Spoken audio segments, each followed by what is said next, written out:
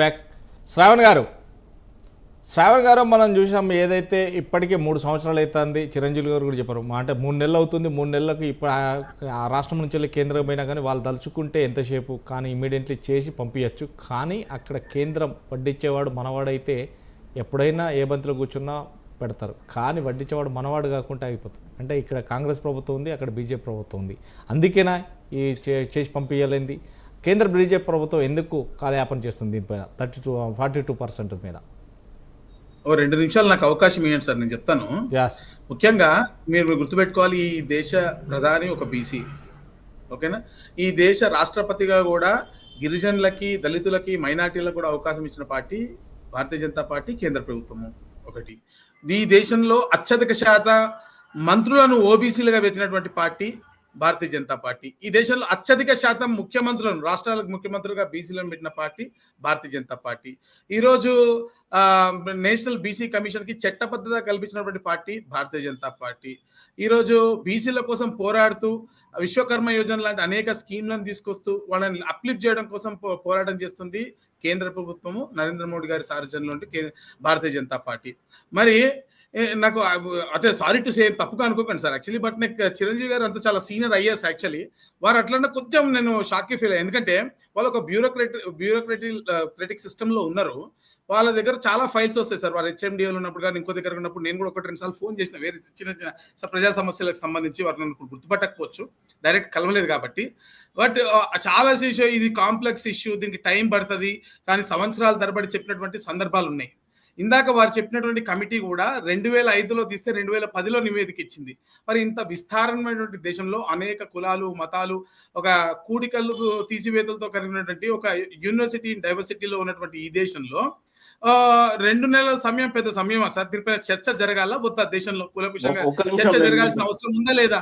ఒక్క నిమిషం సార్, నేను చెప్పేసాక భరత్ గారు నాకు అవకాశం తర్వాత ఇవ్వండి. ఒక్క నిమిషం, నేను మాట్లాడాక మీరు మాట్లాడండి సార్. ఇప్పుడు అనేక కాంప్లెక్స్ సిస్టమ్ లో ఉన్నప్పుడు నేను ఓన్లీ భారతీయ జనతా పార్టీ, కేంద్ర ప్రభుత్వం యొక్క కమిట్మెంట్ ని నేను గుర్తు చేస్తున్నాను అంతే సార్. నేను ఏం తప్పు పట్టట్లేదు. అండ్ 100% ఇది న్యాయమైనటువంటి డిమాండ్ కూడా చేయాల్సిన అవసరం కూడా ఉంది.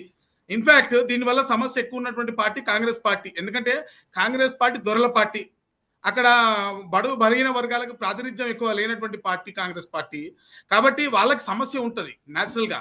అండ్ వాళ్ళు ఇంకో పాట కూడా చెప్పారు ఇందాక సార్ శివకుమార్ నాయుడు గారు, నెక్స్ట్ ఎలక్షన్ నుంచి ఇంప్లిమెంట్ చేస్తామన్నారు.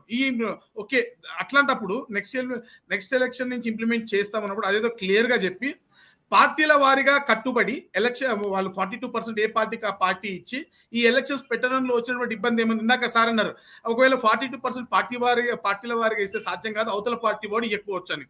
అవతల పార్టీ ఇవ్వకపోతే నష్టపోయేది అవతల పార్టీయే కదా. ఎవరైతే ఇయ్యడో వాడే ఎలక్షన్ లో ఓడిపోతారు కదా, ఇచ్చిన వాడు గెలుస్తాడు కదా నేచురల్ గా. సో ఆ చిత్తశుద్ధిని మనం టికెట్ల కేటాయింపులో చూపించుకుంటే ప్రజలు చాలా పెద్ద ఎత్తున హర్షం వ్యక్తం చేస్తారు. నేనేమంటున్నా సార్, ఈ డెమోక్రటిక్ ప్రాసెస్ లో ఒక 2 నెలల టైం మీద మనము డిబేట్ చేయడం అని కరెక్ట్ కాదు. ఎస్, నేను ఇప్పుడు కూడా ఇన్వైట్ చేస్తున్నా, ఇప్పుడు కూడా మీ మాధ్యమం ద్వారా నేను వీరికి రిక్వెస్ట్ చేస్తున్నా, అన్ని పార్టీల వాళ్ళకి నేను రిక్వెస్ట్ చేస్తున్నా. ఎస్, దీనికి సంబంధించి భారతీయ జనతా పార్టీ ప్రభుత్వం ఎక్కడ ఆపిందో మీరు చెప్పండి, ఎక్కడ ఆగిందో చెప్పండి.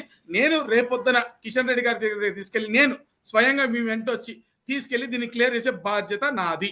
ఓకేనా? నేను కిషన్ రెడ్డి గారు మేము అందరు తీసుకొని ఢిల్లీ కూడా తీసుకెళ్తారు. వెంట కిషన్ రెడ్డి గారు ఖచ్చితంగా వస్తాడు. ఆయన లేకపోతే బండి సంజయ్ గారు వస్తారు, లేకపోతే ధర్మపురి అరవింద్ గారు వస్తారు, లేకపోతే ఈటల రాజేందర్ గారు వస్తారు. మా దగ్గర నాయకుల్లో కొడవలేదు. మా మొత్తం భారతీయ జనతా పార్టీ నాయకత్వమే బీసీ నాయకత్వం. భారతీయ జనతా పార్టీ పూర్తిగా బీసీల నాయకత్వంలో ఉన్నటువంటి పార్టీ రోజున.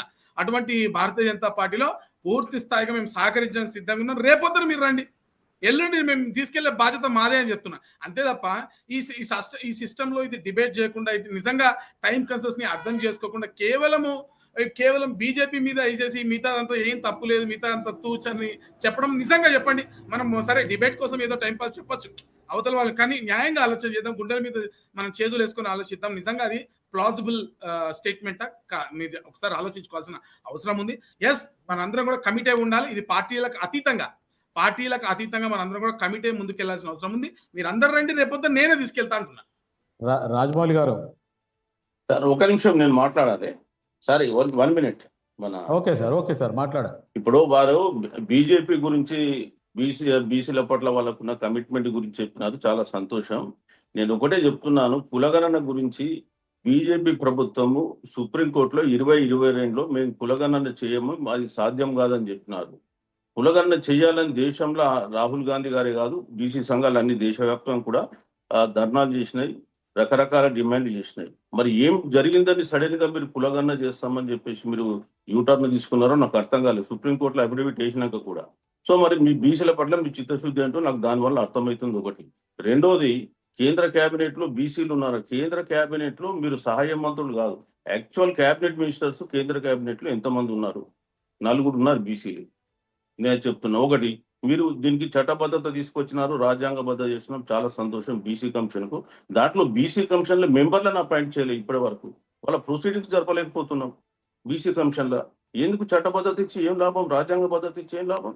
దాంట్లో మెంబర్సే లేకపోతే ఇవాళ ఎంతమంది మెంబర్స్ ఉన్నారో మీరు చూడండి, మీ చిత్తశుద్ధి ఏంటో దాంట్లో తెలుస్తుంది. సో నేను అందుకనే ఒకరిని నేను ఈ పార్టీ ఆ పార్టీ అని అట్లా అన్ని పార్టీలను కలిపి చెప్తున్నాను. బీసీలకు అన్ని పార్టీలు కలిసి అన్యాయం చేస్తున్నాయని చెప్తున్నాను, దయచేసి అది అర్థం చేసుకోండి. ఒకటి. రెండోది, మీరు ఈడబ్ల్యూఎస్ రిజర్వేషన్ గురించి మాట్లాడినప్పుడు మీరు 2011లో ఇచ్చిన రిపోర్ట్ ఎప్పుడో మూలబడితే ఈ 2019లో జనవరిలో ఠకీమని తీసుకొచ్చేసి మీరే చెప్పినారు 2018 ఆగస్టు 30 గంటల రాజ్నాథ్ సింగ్ గారు లోక్సభలో స్టేట్మెంట్ ఇచ్చినారు, మేము కులగణన చేస్తామని. మళ్ళీ చేయమని చెప్పి మీరే చెప్పింది. ఇట్లా బీసీలకు ఒక వేసి మేము కులగణన చేస్తామని చెప్పి 2019 జనవరిలో ఈడబ్ల్యూఎస్ రిజర్వేషన్ తీసుకొచ్చేసి వారం రోజులలో దేశవ్యాప్తంగా మనం చేసాం. అంతకంటే గొప్ప చరిత్ర ఎక్కడైనా ఉందా? సో 50% రిజర్వేషన్లు దాటకూడదని ఒకవైపు సుప్రీంకోర్టు చెప్తుంది, మళ్ళీ అదే సుప్రీంకోర్టు అవునవును ఈడబ్ల్యూఎస్ లో జరపవచ్చు అని వాళ్ళే తీర్పులు ఇస్తారు. బీసీలకు వస్తే ఒక న్యాయం ఉంటుంది, ఓసీలకు వస్తే ఇంకో న్యాయం ఉంటుంది. సో ఇది మేము జరుగుతున్నటువంటి భారతం. సో ఇందులో అన్యత భావించద్దు శ్రావణ్ కుమార్ గారు, మా బాధ ఏందో మేము చెప్పుకున్నాం, అదే విధంగా మిగతా వాళ్ళందరికీ చెప్తున్నాం. సో థ్యాంక్ యూ అండి for giving me this opportunity.